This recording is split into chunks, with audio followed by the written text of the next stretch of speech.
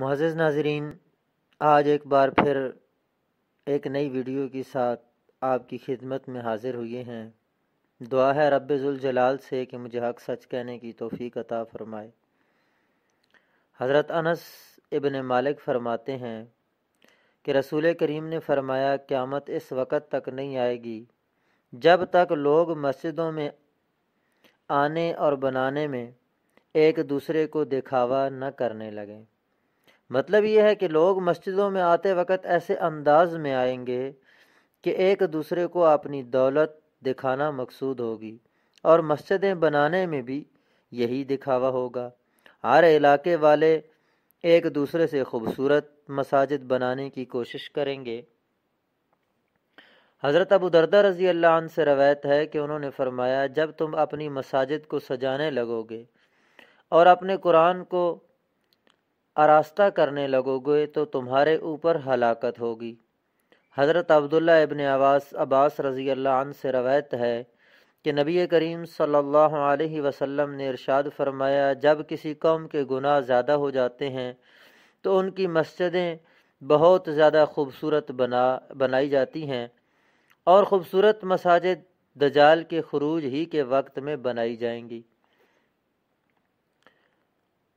ٹھیک کہتے ہیں کہ غلامی میں قوموں کی سوچیں بھی الٹ ہو جاتی ہیں۔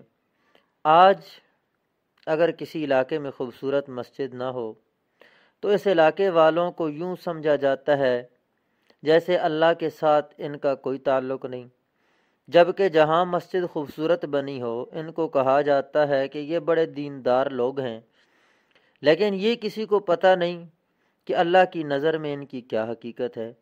اگر کوئی اہل دل ان احادیث کا عملی تجربہ کرنا چاہتا ہو تو کچھ دنوں ان علاقوں کی مسجدوں میں سجدے کر کے دیکھے جہاں مسجدیں کچی اور سادہ ہوتی ہیں، اور پھر اس کو سجدوں کی حلاوت کا احساس ہوگا۔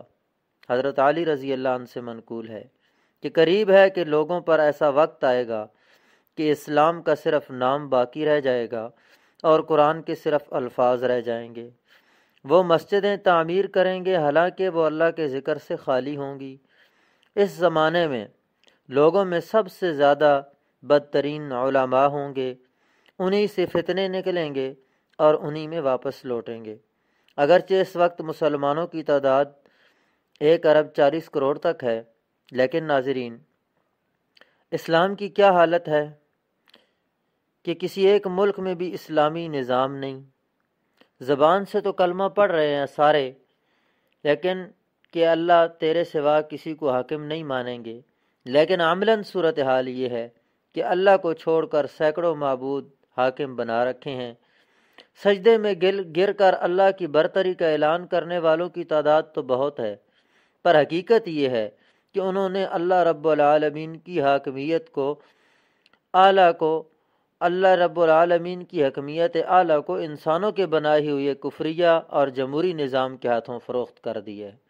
جو کہ کلمہ مسلمان پڑھتا ہے وہ اس کا اللہ تعالیٰ کے ساتھ ایک معاہدہ ہے کہ اب وہ اللہ کے علاوہ ہر قوت کا، ہر نظام کا اور ہر طاغوت کا انکار کرے گا، ورنہ تو زبان سے اور نہ ہی اپنے عمل سے اس معاہدے کی خلاف ورزی کرے گا۔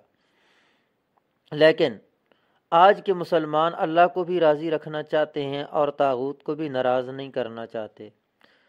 قرآن نے ایسے ہی لوگوں کے بارے میں ارشاد فرمایا، ذالک بأنہم قالوا للذین کرہوا ما نزل اللہ سنطیعکم فی بعض الامر۔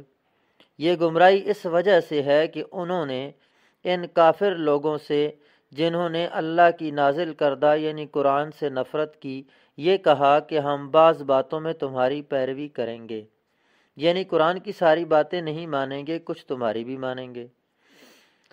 اور حضرت ابو ہریرہ رضی اللہ عنہ سے منقول ہے کہ نبی کریم صلی اللہ علیہ وسلم نے ارشاد فرمایا، لوگوں پر ایسا زمانہ آئے گا کہ اس میں لوگ سود کھائیں گے۔ حضرت ابو ہریرہ رضی اللہ عنہ فرماتے ہیں کہ کسی نے پوچھا، کیا تمام لوگ سود کھائیں گے؟ تو نبی پاک صلی اللہ علیہ وسلم نے ارشاد فرمایا، ان لوگوں میں سے جو شخص سود نہیں کھائے گا اس کو سود کا کچھ غبار پہنچے گا۔ یہ حدیث اس دور پر کتنی صادق آتی ہے۔ آج اگر کوئی سود کھانے سے بچا ہوا بھی ہے تو اس کو سود کا غبار ضرور پہنچ رہا ہے، اور نام نہاد دانشوروں کے ذریعے سودی کاروبار پر اسلام کا لیبل لگا کر امت کو سود کھلانے کی کوشش کی جا رہی ہے۔ ناظرین، مزید ویڈیوز میں آپ کو مزید معلومات فراہم کریں گے۔ ہمارے چینل کے ساتھ جڑے رہیے، اور ہماری ویڈیو اگر پسند آئے تو دوسروں مسلمانوں تک پہنچانے میں ہماری مدد کیجیے۔ السلام علیکم۔